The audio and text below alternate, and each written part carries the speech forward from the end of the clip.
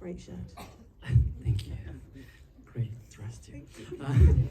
Why London? Because you're from America. Why the story is based in UK?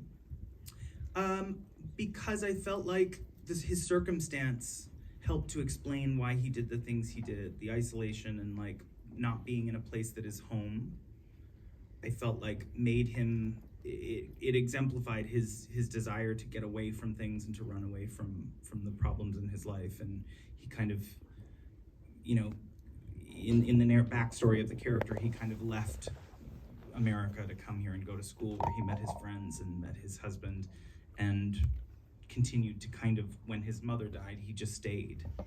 He didn't go back to be with his family. He didn't go back to, or extended family. He didn't go back to, that sense of isolation was really important to me in defining that character and what his choices were at that time. And that also how you can do something that's kind of avoidant and yet find such companionship and comfort in the friendships that you've made. Yeah. And also it was really fucking fun to shoot. It was gorgeous. And you bumped into Richard Curtis while you were filming. I did. Which is, which was a full circle moment for me because, Notting Hill was a big one for me. Yeah. But he dropped by set. The church that we shot in was right near his house. His old house now, yeah. So suddenly he just popped in. I was like, well, this is a great day. Yeah. Yeah. Yes, I think there was a hand up. We've got another one at the front. Hi. Hi, thank you so much for that movie. I just moved me and I just loved it. It was so beautiful. Fellow Canadian, you had Neil Young in there, so I loved the music. Thank you for including that. You're welcome. I wanted to ask, if you mentioned Richard Curtis, if you were also inspired by Woody Allen in the way that he would shoot in beautiful cities, in urban settings, and smaller stories in apartments, great looking apartments and people. I suppose, yeah. I'm sure it's in the culture, right? The desire to kind of, if you don't want to do a really high concept thing, it's all in the world of or sort of smaller storytelling. I think all of my favorite movies have some level of escapism to it. Like, I wanted the film to be something that maybe people, as tragic as it kind of is, but maybe this is a movie that someone wants to put on New Year's Day, and have that be a repeat viewing. This kind of idea that you can escape into a place that looks really beautiful. And it was important for me that every element of it had a kind of aspirational quality. I wanted it to be very timeless. There was not a lot of cultural reference to today. Even in the wardrobe choices that we made, it was all kind of, in my mind, it was set in this timeless sort of bubble. That's why the music is so eclectic and could really be placed anywhere. So Technology as well? not a ton of technology. No, there's like phones and that's it. I've forgotten the question. Right. Yeah, no, I don't know. I don't tend to think about other people's. I'm sure it's penetrated for sure, but this was really a story that felt like it had to come out, and I just thought we're going to be in London and Paris, we'd be doing it a huge disservice if we didn't make the locations beautiful and keep the story as grounded as possible. But it was a dream. I mean, he certainly has maximized his travel budgets on those movies. Yeah. Thank you. Was there another question? There's one at the back. Sorry, I'm just really wary about doing loads from the front row. Sorry.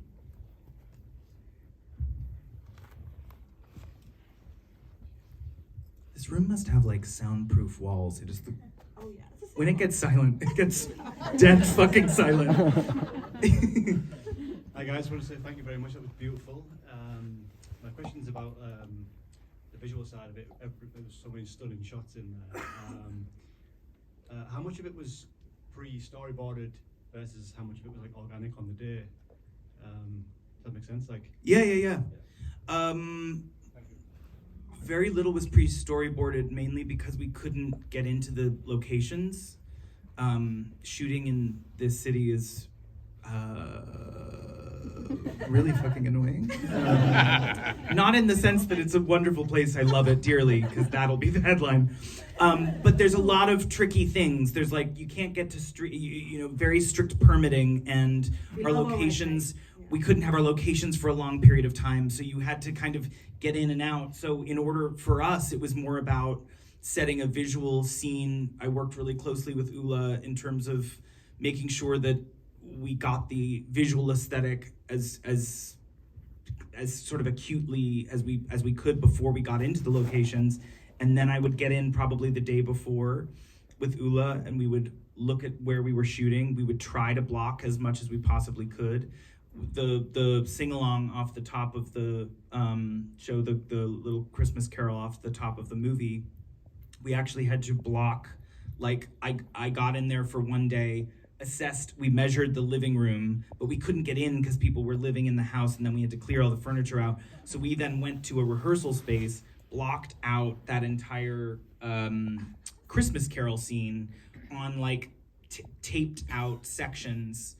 But it really came down to having an incredible production design department who made every inch of that house beautiful to shoot, and the costumes and all of that. I mean, it really kind of, that's all we could really do, was set up as beautiful a space as we possibly could so that it did the work for us.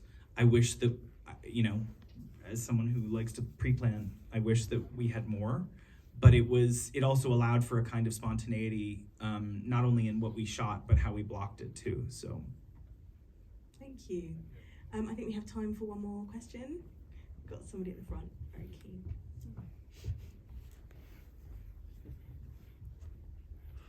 Thank you. I just want to say that I lost my partner 9 years ago to cancer, and I have a charity called Goodgrief. And this hit hard, really. It was incredible, it was beautiful, it was stylish.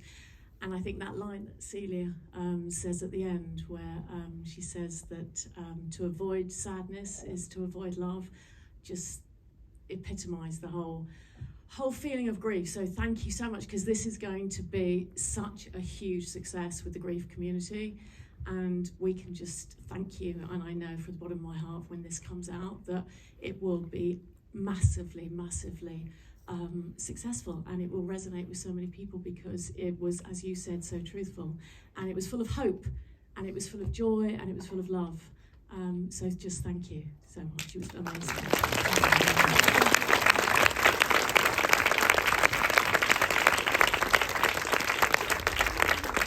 Thank you so much. We're going to leave it there, but there is a drinks reception downstairs, so please come and join us for that.